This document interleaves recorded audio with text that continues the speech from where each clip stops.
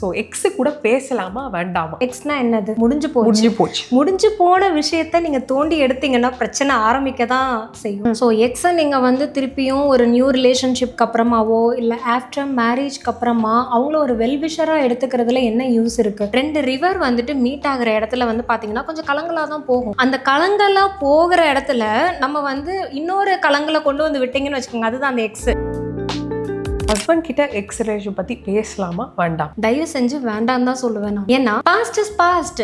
எப்பவுமே குப்பையை கிண்டனோம்னா அந்த குப்பையில இருந்து நமக்கு என்ன கிடைக்க போகுது? ஸோ அதனால குப்பை இஸ் குப்பை தான். எக்ஸ் லவ்வரை பத்தி உங்களோட பார்ட்னர் கேட்குறாங்க, ஃபர்ஸ்ட் நைட்ல கேட்குறாங்க, இல்லை ஆஃப்டர் மேரேஜ் கேட்குறாங்க, இல்லை ஒரு வருஷம் கழிச்சு கூட கேட்குறாங்க அப்படின்னும் போது நம்ம என்ன பண்றோம்னா எல்லாத்தையும் வரிசைப்படுத்தி சொல்லும் போது இப்போ ஒரு பொண்ணு மல்டிபிள் ரிலேஷன்ஷிப் இருந்து வரவங்க வந்து இல்லை அது உண்மையிலே அது ஒரு கெட்ட விஷயம் தானா? So multiple love or multiple relationship இது வந்து தப்பு கிடையாது, அன்லஸ் அன்டில் அவங்க வந்து மல்டிபிளாக எல்லாரையும் அட் த சேம் டைமில் லவ் பண்ணாதவர். புருஷனோ இல்லை பொண்டாட்டியோ அவங்க வந்துட்டு ஒரு மாதத்துக்கு ஒரு தடவையாவது 2 மாதத்துக்கு ஒரு தடவையாவது ஒரு 2 நாள் பிரிஞ்சிருக்கணும். அப்போ தான் அவங்களுக்கு வந்து அந்த ஒரு கியூரியாசிட்டி எக்ஸைட்மெண்ட் ஆகும். சண்டை போட்டு பிரிஞ்சிருக்கிறது இல்லை. இந்த காலத்து லவ்க்கும் இந்த காலத்து லவ்க்கும் நிறைய டிஃப்ரென்ஸ் இருக்கு இல்லையா? அப்போல்லாம் வந்து அவங்க பேசிக்கிறதே அது லவ்னு சொல்லுவாங்க. இப்போ வந்து வெறும் பேசுறது மட்டும் இல்லை, ஃபிசிக்கல் பாண்டிங் அதிகமாக இருக்கும். ஹக் பண்ணுறது, கிஸ் பண்ணுறது, ஸோ இந்த மாதிரிலாம் இருக்கும். ஸோ அந்த ஃபிசிக்கல் டச் ஆனாலே இந்த கரண்ட் ஷாக் அடிக்கிற மாதிரி தான்.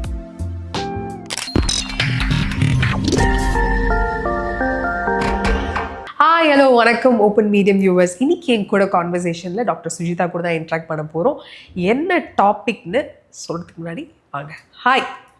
ஹாய் சௌமியா, எப்படி இருக்கீங்க? நல்லா இருக்கேன், நீங்கள் எப்படி இருக்கீங்க? நான் ரொம்ப சூப்பராக இருக்கேன். ஸோ இன்றைக்கி டாபிக் வந்து நான் ரொம்ப ஹைப் கொடுத்துட்டேன். என்னன்னா ரிலேஷன்ஷிப், எக்ஸ் ரிலேஷன்ஷிப். இந்த எக்ஸுன்னு தொட்டாலே வந்து பையனாக இருக்கட்டும் பொண்ணாக இருக்கட்டும் எல்லாருக்குமே ஒரு ஷாக் அடிக்குது. ஸோ எக்ஸு கூட பேசலாமா வேண்டாமா நீங்கள் சொல்லு.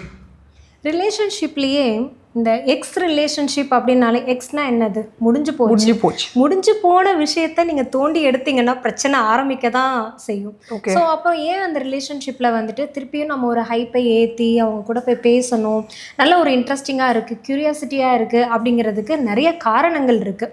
ஏன்னா இப்போது அவங்க ஹர்ட் பண்ணியிருந்துருக்கலாம். எக்ஸ் அப்படின்னு சொல்லும்போது நிறைய எக்ஸ்பீரியன்சஸ் அங்கே இருந்திருக்கும். அண்ட் மோரோவர் ஏதோ ஒரு கம்யூனிகேஷன் டிலேவாக கூட இருந்திருக்கலாம். இல்லைனா 2 பேருக்குள்ளே ஒரு கோஆப்ரேஷன், ஒரு மிஸ் அண்டர்ஸ்டாண்டிங் இருக்கிறதுனால அவங்க 2 பேரும் பிரிஞ்சு போயிருப்பாங்க, எக்ஸாக ஆயிருப்பாங்க. திருப்பி அவங்க இன்னொரு பார்ட்னர்கிட்ட பழகும்போது தான் இதுக்கு அது பரவாயில்லையே, இக்கரைக்கு அக்கறை பச்சைன்ற மாதிரி தான்.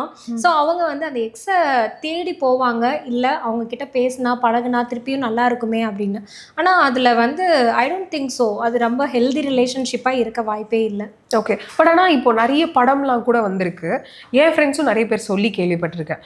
நாங்கள் பிரிஞ்சிட்டோம் தான், பட் கல்யாணத்துக்கு அப்புறம் எனக்கு அந்த எக்ஸ் கேர்ள் ஃப்ரெண்டாக இருக்கட்டும் இல்லை எக்ஸ் பாய் ஃப்ரெண்டாக இருக்கட்டும் ஒரு நல்ல ஃப்ரெண்டாக இருக்காங்க, சப்போர்ட்டிவ் சிஸ்டமாக இருக்காங்க, நிறைய விஷயம் ஷேர் பண்ணிக்க முடியுது அப்படின்னு சொல்கிறாங்க. ஸோ இது பண்ணுறது நல்லதா இல்லை it's not a good thing அப்படின்னு சொல்கிறீங்களா? Obviously it depends on the maturity of a person. அந்த நபரோட எந்த அளவுக்கு மெச்சூரிட்டி இருக்குது அப்படிங்கிறது தான். புதுசாக ஒரு ரிலேஷன்ஷிப் போயிட்டாங்க, இப்போது ஆல்ரெடி அவங்க கொட்டி தீர்த்து நிறைய ஒரு ட்ரையல் அண்ட் எரர் மெத்தட் அவங்க எக்ஸ் கூட பண்ணியிருப்பாங்க. ஸோ இது உங்ககிட்ட பிடிக்கல மாற்றிக்கோ, இப்படி தான் வந்து ஸ்டார்டிங்கில் ஆரம்பிச்சிருக்கும். அவங்க வந்து அடமெண்ட்டாக இருந்திருக்கலாம், இல்லை வீட்டில் வந்து ஃபேமிலி சுச்சுவேஷன்னால் பேரண்ட்ஸ் அக்செப்ட் பண்ண மாட்டாங்க, வேறு கம்யூனிட்டி, வேறு ரிலீஜியன், இந்த மாதிரி நிறைய எக்ஸ்டர்னல் ஃபேக்டர்ஸ் எல்லாமே இருக்குது. இதையெல்லாம் தாண்டி ஒரு சக்ஸஸ்ஃபுல் ஒரு லவ் கம் அரேஞ்ச்டு மேரேஜில் போய் முடிகிறது ரொம்ப டஃப்பான சுச்சுவேஷனாக தான் இருக்குது இப்போது. ஆமாம், ஆனால் அதையும் தாண்டி இப்போது வந்து சில பேர் வந்துட்டு எந்த ஒரு ரெஸ்ட்ரிக்ஷனும் இருக்காது. இப்போல்லாம் ஃபேமிலி அப்படின்னு நம்ம வந்து ப்ளேம் பண்ணவே முடியாது. நிறைய ஃபேமிலிஸ் நீ லவ் பண்ணி கல்யாணம் பண்ணுடா அப்படின்லாம் சொல்கிறாங்க. ஆனால் இப்போ இருக்கிற ஜென்ரேஷன், அந்த ஜென் சீன் சொல்கிறாங்க இல்லையா, அந்த ஜென்ரேஷனில் வந்துட்டு அவங்களுக்கு யாரை நான் சூஸ் பண்ணுறது, எனக்கான கரெக்டான சோல்மேட் யார், பார்ட்னர்ஸ் யாருன்றதுலேயே ஒரு கிளாரிட்டி கிடைக்க மாட்டேங்குது. ஏன்னா அவங்க வந்து ஃபஸ்ட்டு ஒருத்தர் கூட லவ் பண்ணுறாங்க, சின்ன சின்ன விஷயங்களை கூட அவங்களால அந்த டாலரன்ஸ் இருக்க மாட்டேங்குது. ஓகே, இப்படி தான் நான் வந்து அட்ஜஸ்ட் பண்ணிட்டு போகணும், இது என்னோட லைஃப், நான் என்னோட அதாவது அவங்களோட பர்சனல் விஷயங்கள் ப்ரைவசியாக இருக்கிற ஸ்பேஸ் அதை எப்படி மெயின்டைன் பண்ணணும், அதே மாதிரி பார்ட்னர் கூட இருக்கிற அந்த கப்புள் ரிலேஷன்ஷிப்பை எப்படி கொண்டு போகணுன்றதே நிறைய பேருக்கு தெரிய மாட்டேங்குது. இதனாலேயே அவங்க ரெண்டையும் கன்ஃபியூஸ் பண்ணிக்கிறாங்க. ஒரு சில பேர் என்னன்னா டவுன் டு எர்த் போயிடுறாங்க. நான் லவ் பண்ணுறேன், ஸோ அதனால அவளுக்கு எல்லாமே வந்துட்டு என்னோட தி பெஸ்ட் நான் கொடுக்கணும் அப்படின்னு சொல்லி அவங்களோட செல்ஃபை ஸ்பாயில் பண்ணுற அளவுக்கு போயிடுறாங்க.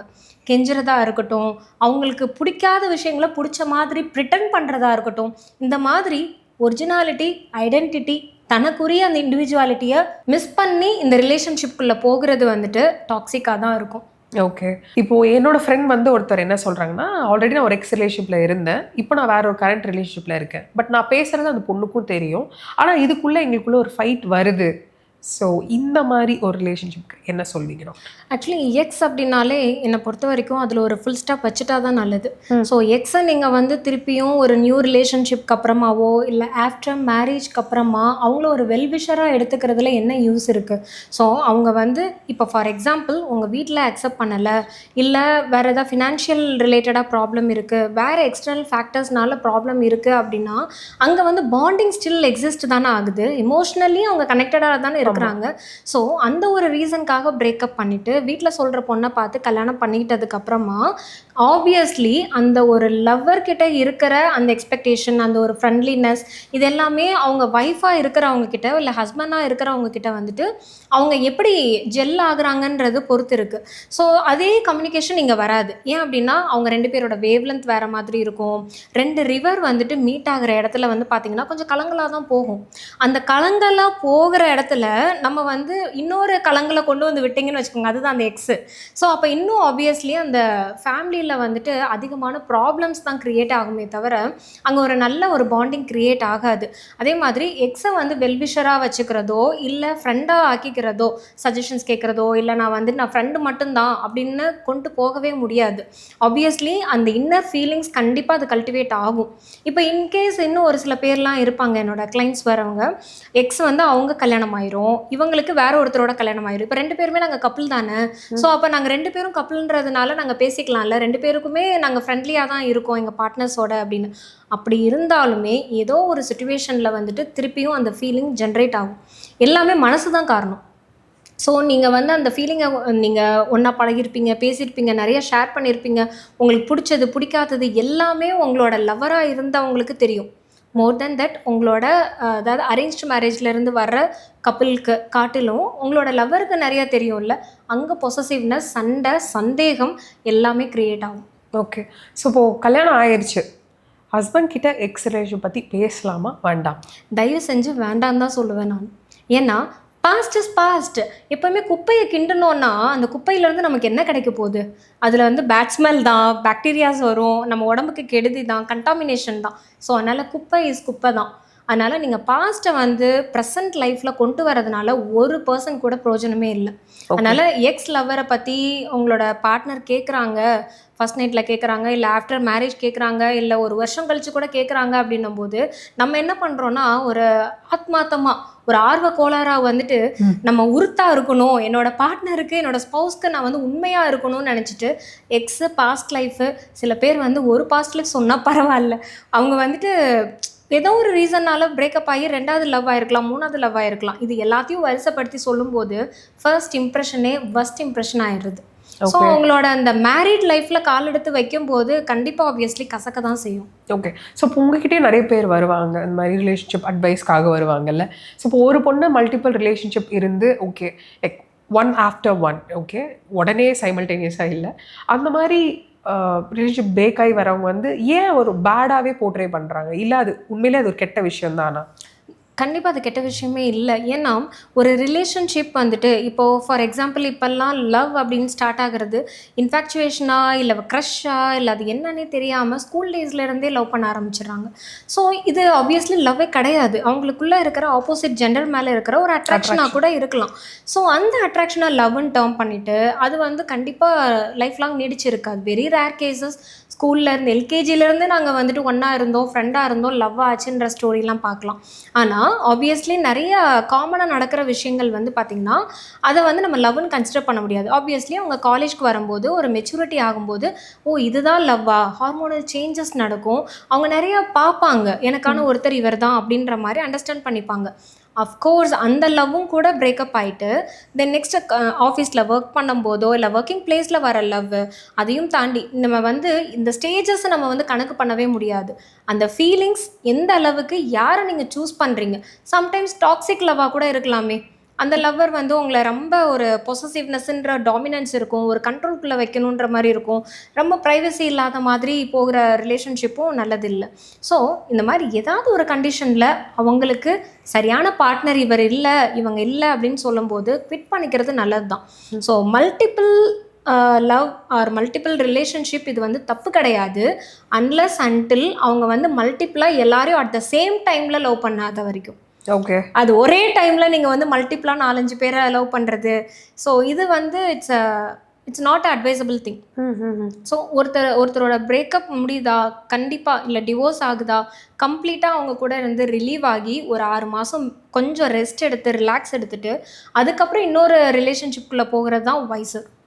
ஸோ இது இல்லாமல் நீங்கள் கண்டினியூஸாக சைமல்டேனியஸ்லி போகிறது நல்ல விஷயம் இல்லை. அதே மாதிரி சொசைட்டி டேக் பண்ணுறதும் தப்பு தான். அவங்களோட ஃபீலிங்ஸ் என்ன, அவங்களுக்கு என்ன நடந்திருக்குன்றது தெரியாது, ஆனால் நம்பர்ஸ் மட்டும் ஆட் பண்ணிக்குவாங்க. இது 1 பிரேக்கப் 2 பிரேக்கப்னு சொல்லிட்டு இப்படி நம்பர்ஸ் மட்டும் ஆட் பண்ணிக்குவாங்க. நம்ம லைஃப்பை பார்க்குறதுக்கே இங்கே டைம் இல்லை, பிரச்சனைகள் எவ்வளவோ இருக்குது, ஏன் நம்ம அடுத்தவங்க லைஃப்பை பார்த்து டேக் பண்ணணும். ஓகே, ஸோ இப்போது எக்ஸோட கம்பேர் பண்ணுவாங்கல்ல, கரண்ட் ரிலேஷன்ஷிப் எக்ஸோட கம்பேர் பண்ணுவாங்கல்ல, இவளுக்கு எக்ஸே தேவலாம் போல் அப்படின்ட்டு. ஸோ எக்ஸ் கூட பேட்சப் பண்ணலாமா வேண்டாமா? தயவு செஞ்சு வேண்டாம் தான் சொல்லுவேன். ஏன்னா நீங்கள் அது எக்ஸுன்னு எப்போ வருவீங்க, ஒன்று டாக்ஸிக்காக இருந்திருக்கலாம், நிறைய பிடிக்காத விஷயங்கள் மிஸ் அண்டர்ஸ்டாண்டிங்ஸ் அதிகமாக இருந்திருக்கும். ஒரு இண்டிவிஜுவல், அதாவது ஒரு ஆணும் பெண்ணும் அவங்க வந்து ரிலேஷன்ஷிப்பில் இருந்து ரொம்ப வருஷம் அவங்க நிறையா ட்ரை பண்ணிவிட்டு ஒத்தே வராது, 2 பேரோட கேரக்டர்ஸ் வேறு மாதிரி இருக்குது, அவங்க 2 பேருக்கும் மனப்பொருத்தம் இல்லைன்னு வெளியில் குவிட்டாகி வந்த ரிலேஷன்ஷிப்பில் பேட்சப் பண்ணுறது அது முட்டாள்தனம் தான் நான் சொல்லுவேன். திருப்பியும் அங்கே பிரச்சனைகள் அக்ரிவேட் ஆகிட்டே தான் இருக்கும். இன்ஸ்டெட் இப்போ வேறு ஏதாவது ஒரு சூழ்நிலை காரணமாக ஏதோ ஒரு ட்ரான்ஸ்ஃபர் ஆயிடுச்சு, பார்க்க முடியாமல் போனோம், ஒரு கம்யூனிகேஷன் கேப் ஆயிடுச்சு, அதனால நான் வந்துட்டு அவளை நான் மிஸ் பண்ணேன், ஸோ எனக்கு இன்னொரு ரிலேஷன்ஷிப், இது மாதிரி நிறைய பேருக்கு நடக்கும்.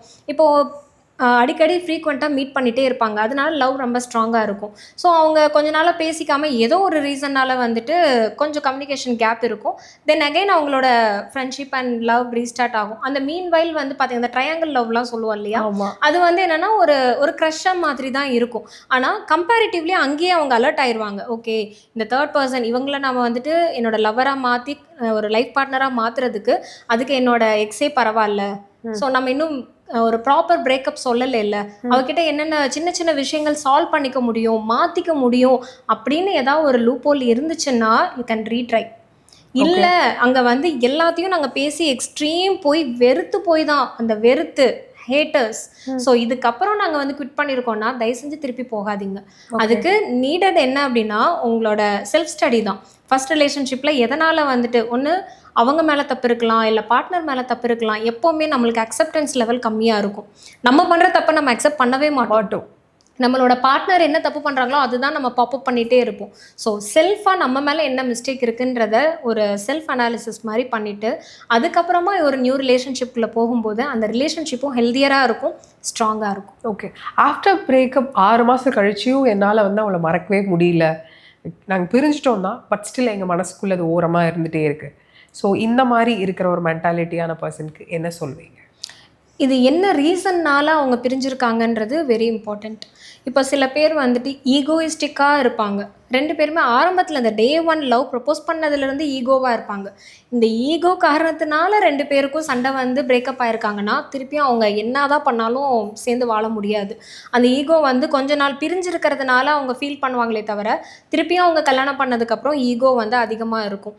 அப்போது அவங்க லைஃப்பில் கல்யாணத்துக்கு அப்புறமா டிவோர்ஸை சந்திக்கக்கூடிய சுச்சுவேஷன் கூட வரலாம். ஸோ அதனால் அந்த ஈகோ அப்படிங்கிறத பார்க்கணும். அண்ட் டியூ டு சிச்சுவேஷனல் ரீசன்னால் இப்போது ஒரு பொசசிவ்னஸ் அப்படிங்கிறத நம்ம சரி பண்ணிக்க முடியும். பொசசிவ்னஸ் அப்படிங்கிறது என்னது, அளவுக்கு அதிகமான ஒரு லவ், நீ இப்படி தான் இருக்கணும், எனக்கு பிடிச்ச மாதிரி தான் இருக்கணும். ஸோ எதெல்லாம் உங்களால் சேஞ்ச் பண்ணிக்க முடியும் அப்படின்னு நினைக்கிறீங்களோ அது வந்துட்டு உங்களோட கைக்குள்ளே இருக்குது. ஸோ அதனால் நீங்கள் ரீட்ரை கொடுக்கலாம்.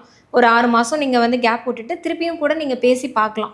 ஆனால் இது வந்து ஒரு அட்டெம்ப்ட் மாதிரி தான். இப்போ எப்படி நம்ம ஒரு எக்ஸாமில் ஃபெயில் ஆயிட்டாங்க அப்படின்னா சப்ளிமெண்ட்ரி எக்ஸாம் எழுதுறோம்ல, ஒரு அட்டெம்ப்ட் எழுதுறோம், அரியர் வச்சுட்டு எழுதுறோம்ல, ஒரு அட்டெம்ப்ட் தான் லைஃப்பில். ஸோ இந்த ஒரு கேப் அதுக்கப்புறம் உங்களை ரீஜெல் பண்ணுதா அப்படின்றத பார்க்கணும். இல்லை 6 மாதத்துக்கு அப்புறம் திருப்பி நாங்கள் வந்து ரீஸ்டார்ட் பண்ணோம் ரிலேஷன்ஷிப்பை, 1 மாதத்துலேயே அதே சேம் ப்ராப்ளம் வருது, சேம் ரீசனுக்காக வருது அப்படின்னு சொன்னால் better quit the relationship. Okay, ஒரு ரிலேஷன்ஷிப்பில் பாஸ் எடுக்கிறது நல்ல ஒரு விஷயமா? கண்டிப்பா அப்பப்போ பாஸ் எடுக்கணும். ஓகே, ஈவன் நீங்க மேரிட் ரிலேஷன்ஷிப்ல கூட வந்துட்டு ஏன் பொண்டாட்டி ஊருக்கு போயிட்டா அப்படின்றது வந்து எல்லாரும் ஸ்டேட்டஸ்ல வைக்கிறாங்கல்ல, ஏன் வைக்கிறாங்க? ஸோ ஒரு பிரேக் அங்க வேணும் கண்டிப்பா. வந்துட்டு ஒரு புருஷனோ இல்லை பொண்டாட்டியோ அவங்க வந்துட்டு கொஞ்சம் ஒரு மாசத்துக்கு ஒரு தடவையாவது, 2 மாசத்துக்கு ஒரு தடவையாவது ஒரு 2 நாள் பிரிஞ்சிருக்கணும். அப்பதான் அவங்களுக்கு வந்து அந்த ஒரு கியூரியாசிட்டி எக்ஸைட்மெண்ட் ஆகும். சண்டை போட்டு பிரிஞ்சிருக்கிறது இல்லை, யூஸ்வலாகவே. அதுக்கு தான் இந்த ஆண்கள் என்ன பண்ணுவாங்க, ஆஃபீஸ் ட்ரிப்புன்னு சொல்லிட்டு போயிடுவாங்க, ஒரு 2-3 நாள் பசங்களோட சேர்ந்து போய் அவங்க ரிலாக்ஸ் பண்ணிட்டு வராங்களா, அந்த ஒரு கேப். அதே மாதிரி லேடிஸ் என்ன பண்ணுவாங்க, அம்மா வீட்டுக்கு போயிட்டு வரேன், திருவிழா வருது, இல்லை எங்கள் வீட்டு ஃபங்க்ஷன் வருதுன்னு சொல்லிட்டு போயிட்டு வராங்களா, அந்த ஒரு கேப். ஸோ ஆப்வியஸ்லி 2 பேருக்குமே வந்துட்டு ஒரு கேப் தேவைப்படுது தான்.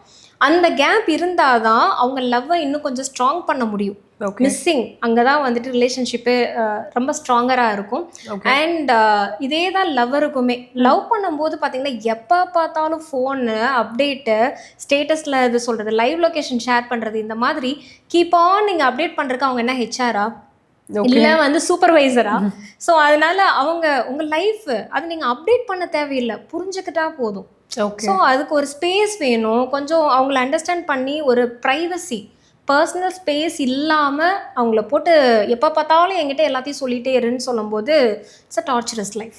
ஓகே, இப்போ ரீசன்ஸ் இருப்பாங்கல்ல மேம், இப்போ பழைய ரிலேஷன்ஷிப்பில் இந்த ரீசனால் நான் பிரிஞ்சுட்டேன், ஸோ அந்த ரீசன் வந்து இந்த ரிலேஷன்ஷிப்பில் ஆகிடக்கூடாதுன்னு சொல்லிட்டு கரண்ட் ரிலேஷன்ஷிப்பில் அந்த ரீசன் கொடுக்குறாங்க, இந்த எக்ஸ்ப்ளனேஷன் கொடுக்குறது வந்து it's a wise thing or இல்லை வேண்டாம்? இல்லை, தேவையில்லை. ஆக்சுவலி இப்போ நம்ம வந்து ரீசனை செல்ஃப் ஸ்டடி தான் பண்ணணுமே தவிர, இப்போ என்கிட்ட இந்த மிஸ்டேக் இருந்தது, புது ரிலேஷன்ஷிப்பில் அதை நான் வராமல் பார்த்துக்கணும்னு சொல்லி செல்ஃபாக ரியலைசேஷன் தான் பண்ணணுமே தவிர, அதை நம்ம வந்து ஒரு எக்ஸாம் மாதிரி இந்தந்த பாயிண்டில் நான் விட்டுட்டேன், அடுத்த எக்ஸாமில் இதெல்லாம் நான் ஃபோக்கஸ் பண்ணுவேன் அப்படின்லாம் நம்ம சொல்ல தேவையில்லை. ஜஸ்ட் அவங்களே வந்துட்டு ரெக்டிஃபை பண்ணிக்கிட்டா போதும். A date or meet with ex, is that a good thing or bad? Obviously no. ஏன்னா இப்போ வந்து கரண்ட் ரிலேஷன்ஷிப்பை அது ரொம்பவே அஃபெக்ட் பண்ணும். ஆப்வியஸ்லி ஒரு ஜென்யூன் ஃப்ரெண்ட்ஷிப் வந்துட்டு உங்களுக்கு க்ரியேட் ஆகுது, ரொம்ப நாள் கழிச்சு நீங்கள் பார்க்குறீங்க, பேசுகிறீங்க அப்படிங்கும்போது இப்படிப்பட்டவங்களா இருந்தாலும் அந்த பழைய ஞாபகங்கள் தான் வரும். ஏன்னா இப்போ இருக்கிற லவ்லாம் பார்த்தீங்கன்னா ஒரு அந்த காலத்து லவ்க்கும் இந்த காலத்து லவ்க்கும் நிறைய டிஃப்ரென்ஸ் இருக்கு இல்லையா? அப்போல்லாம் வந்து அவங்க பேசிக்கிறதே அது லவ்னு சொல்லுவாங்க. இப்போ வந்து வெறும் பேசுறது மட்டும் இல்லை, ஃபிசிக்கல் பாண்டிங் அதிகமாக இருக்கும், ஹக் பண்ணுறது, கிஸ் பண்ணுறது, ஸோ இந்த மாதிரிலாம் இருக்கும். ஸோ அந்த ஃபிசிக்கல் டச் ஆனாலே இந்த கரண்ட் ஷாக் அடிக்கிற மாதிரி தான். அப்போது அதை திருப்பியும் அவங்கள பார்க்குறப்போ அந்த ஞாபகங்கள் தான் வரும். மோர் தென் லவ் உங்களோட அந்த லஸ்ட் தான் வந்து எட்டி பார்க்கும். ஸோ அப்போது நம்ம இந்த மாதிரிலாம் ஒரு இன்டிமேட்டாக இருந்தோமே அப்படிங்கிறத அது பர்சனல் லைஃப்பில், ப்ரெசன்ட் லைஃப்பை ரொம்பவே ஸ்பாயில் பண்ணும். இப்போ ஒரு மேரிட் கப்பிள் இருக்காங்க, ஸோ ஹஸ்பண்ட் வந்து அவரோட எக்ஸ் பார்ட்னர் கூட பேசிகிட்டு இருக்காங்க, இது ஒய்ஃப்க்கு தெரியுது. ஸோ இது வந்து ஒரு ட்ரஸ்ட் ரிலேட்டட் இஷ்யூவா இல்லை இது பொசிட்டிவாக ஃபீல் பண்ணி போய் சண்டை போடணுமா? என்ன பண்ணணும் ஒரு ஒய்ஃபா? இந்த விஷயம்னு இல்லை, எப்போவுமே வந்துட்டு ஒரு ட்ரஸ்ட் அப்படிங்கிறதுக்கு பவர் அதிகமாக இருக்குது. நீங்கள் வந்து ஒரு பொசசிவ்னஸை அதிகமாக காமிக்கிறேன்னு சொல்லிட்டு சண்டை போடுறதோ, இல்லை அவங்கள பனிஷ் பண்ணுறேன்னு சொல்லி சைலன்ஸில் போகிறதோ, இது ரெண்டுமே தவறான ஒரு ஆப்ஷன் தான். ஸோ ட்ரஸ்ட்டு வைங்க. என்ன இப்போ அவர் பேசிகிட்டு இருக்கிறாரு, எக்ஸோட பேசிகிட்டு இருக்கிறாரு, அதை உங்ககிட்ட சொல்கிறாரு இல்லையா, அதுலேயே வந்துட்டு உங்களோட நம்பிக்கை ஸ்ட்ராங் தானே ஆகணும். இதுக்காக நம்ம அவங்கக்கிட்ட போயிட்டு நீ இப்படி பேசாத, பேசுகிறதுனால எனக்கு டிஸ்டர்ப் ஆகுது அப்படிலாம் அந்த மாதிரி ஒரு மிஸ்ட்ரஸ்ட்டை க்ரியேட் பண்ண தேவையில்லை. இன்ஸ்டெட் அவங்க ரிலேஷன்ஷிப் ஹெல்த்தியாக இருக்கா அப்படிங்கிறதுக்கு ஒரு ட்ரஸ்ட் அண்ட் அவங்களோட அப்டேட் வந்துட்டு அவங்களா சொல்லணும். நீ என்ன பேசுன, எது பேசுன நீ அப்படின்னு ஒரு அந்த ட்ரஸ்ட்டை வந்துட்டு ஒரு சந்தேகமாக கொண்டு போயிடக்கூடாது. இது எல்லாமே ஒரு மைல்டு ஒரு இமோஷனல் தான். ஸோ அந்த இமோஷனல் டிஃப்ரென்ஸை வந்து கரெக்டாக அவங்க அண்டர்ஸ்டாண்ட் பண்ணிட்டு போயிட்டாங்கனாலே ப்ராப்ளம் சால்வ் பண்ண. ஆனால் இந்த மாதிரி ஒரு விஷயத்த ஒரு பொண்ணுக்கிட்ட சொல்லும் போதே வந்து ஓகே நீங்கள் உங்கள் எக்ஸ் பார்ட்னர் கூட பேசுகிறீங்க, நானும் என் எக்ஸ் பாய் ஃப்ரெண்ட் கூட பேசுகிறேன் அப்படின்னு சொல்லிட்டு அவங்க போகிறாங்க. ஸோ நீங்கள் நான் அவங்கள நம்புற மாதிரி நீங்கள் ஏன் நம்ப மாட்டீங்க அப்படின்ட்டு இந்த இடத்துல ஒரு பொசசிவாக ஒரு ஃபைட் வருது இல்லை மேம்? ஆக்சுவலி எப்படி பொண்ணுங்க வந்துட்டு ஒரு ஸ்பேஸ் கொடுக்குறாங்களோ அதே மாதிரி ஆண்களும் கொடுத்தா என்ன தப்பு? இப்போது இந்த பொண்ணு வந்துட்டு தன் ஹஸ்பண்ட் அப்படின்னு சொன்னாலுமே அவங்க எக்ஸ் கூட பேசுகிறத அக்செப்டன்ஸ் கொடுக்கும்போது அந்த ஹஸ்பண்டும் வந்துட்டு இந்த ஒய்ஃப் அவங்களோட எக்ஸ் கூட பேசுகிறத ஏன் அக்செப்ட் பண்ணக்கூடாது? Nothing wrong in that unless until நான் திருப்பியும் நான் தான் சொல்கிறேன், அந்த மெச்சூரிட்டி லெவல் பேசிக்கிறாங்க ஜஸ்ட் பேசுகிறாங்க அப்படிங்க, அதுவும் லிமிட்டடாக வெரி ரேராக ஹாய் பாய் அப்படின்ற ஒரு ஜென்டில் ரிலேஷன்ஷிப்பில் இருந்தால் போதும். எப்போ பார்த்தாலும் வந்து இங்கே என்ன ஆகும் தெரியுங்களா, ஒய்ஃப் கிட்ட அப்டேட்டும் பண்ணிக்குவாங்க, அதான் இரிட்டேட் பண்ணுற மாதிரி நடக்கும். அவகிட்ட நான் பேசினேன், அவளை நான் இன்னைக்கு போய் பார்த்தேன், இன்னைக்கு நான் வந்துட்டு இங்கே ஷாப்பிங் கூட்டிகிட்டு போனேன், ஸோ இதெல்லாம் செய்வாங்க. அதே மாதிரி ஒய்ஃப் கிட்டையும் வந்து சொல்லுவாங்க, அப்டேட்டும் பண்ணுவாங்க. ஆனால் இங்கே என்ன தப்பு நடக்கும்னா, அங்கே எக்ஸ் கிட்ட பண்ணுற விஷயத்த ஒய்ஃப் கிட்ட பண்ண மாட்டாங்க. ஒய்ஃபை வந்து வெளியிலே கூட்டிகிட்டு போக மாட்டாங்க, ஒய்ஃப் கூட டைம் ஸ்பெண்ட் பண்ணவே மாட்டாங்க, அதிகமாக அங்கேயே பேசிகிட்டு இருப்பாங்க. அப்போ என்ன ஆகும், திருப்பியும் ப்ராப்ளம் அங்கே கல்டிவேட் தான் ஆகும். அதனால எப்பயோ எதர்ச்சியாக வந்து பார்த்துட்டாங்க பேசிட்டாங்க அப்படின்னு சொன்னாக்கா ஜஸ்ட் அதை வந்து ஒரு ஜென்டில் ரிலேஷன்ஷிப்பாக ஹாய் பாய் அவ்வளோதான் இருக்கணுமே தவிர, அதுக்காக தான் நம்ம சொல்கிறோம் எப்போவுமே நம்ம ஹியூமன் மென்டாலிட்டி நம்மளோட மனசு எப்படின்னா குரங்கு மாதிரி தான், அங்கங்கே தாவிக்கிட்டே தான் இருக்கும். நீங்கள் அதை செல்ஃப் கண்ட்ரோல் செல்ஃப் டிசிப்ளினாக வச்சுக்கிற வரைக்கும் ஒன்றும் பிரச்சனை இருக்காது. அதை வந்து ஒரு எல்லை மீறி போகும்போது தான் உங்களுக்கே அந்த டெசிஷன் எடுக்க தெரியாது. ஒரு பாயிண்ட்ல நீங்கள் திணற ஆரம்பிச்சிருவீங்க. இப்போ என்னோட ஒய்ஃபா இல்லை எக்ஸா, இப்போ எக்ஸுக்கு ஏதாவது ஒரு பிரச்சனை வருதுன்னு சொல்லி அவங்க ஃபோன் பண்ணி சொல்லும்போது இப்போ அவரால் இப்போ ஹெல்ப் பண்ணவும் முடியாது, அவுட் ஆஃப் லிமிட் தாண்டவும் முடியாது. Setting a boundary is very important. Okay. So இப்போது நிறைய படத்தெல்லாம் பார்க்குறோம், என்னதான் கல்யாணம் ஆயிடுச்சு, நான் ஒரு ஹாப்பி ஒரு ரிலேஷன்ஷிப்பில் தான் இருக்கேன், நல்லா போயிட்டுருக்கு. பட் ஆனால் எக்ஸு வந்து என்றைக்குமே வந்து குட் ஓல்ட் புக்ஸ் மாதிரி 96 ராம் ஜானு மாதிரி. ஸோ அது மாதிரி இதை மறக்கவே முடியாது. Still she'll be in my mind. So இது வந்து மனசில் இருக்க வரையும் ஓகே. பட் ஆனால் இது கண்டிப்பாக நம்மளோட பார்ட்னர்கிட்ட சொல்லும்போது ஒரு பிரச்சனை அங்கே வரும் தானே? ஆப்வியஸ்லி வரும். அதாவது நீங்கள் வந்து ஸ்கூல் டேஸ்லேருந்து சைல்டுஹுட் டேஸ், அதுக்கப்புறம் அடலசன்ட் ஏஜில் நீங்கள் காலேஜ் போனது, இந்த மாதிரி ஒரு ஸ்வீட் மெமரிஸை நீங்கள் உங்கள் ஃப்ரெண்ட்ஸ் கிட்ட ஷேர் பண்ணுவீங்க, உங்கள் பார்ட்னர்கிட்ட கூட நீங்கள் ஷேர் பண்ணுவீங்க. ஆனால் இது எல்லாமே ஒரு ஃப்ளோ ஆஃப் தாட்ஸ், ஒரு ஸ்வீட் மெமரிஸ் தான்.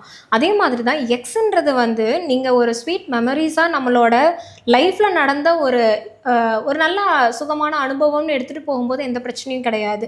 அதை வந்து ஹைலைட் பண்ணி நீங்கள் வந்து உங்கள் ஸ்பௌஸ் கிட்ட சொல்லும்போது ஏதோ ஒரு சந்தர்ப்பத்தில் வந்து அவங்க கம்பேர் பண்ணுவாங்க.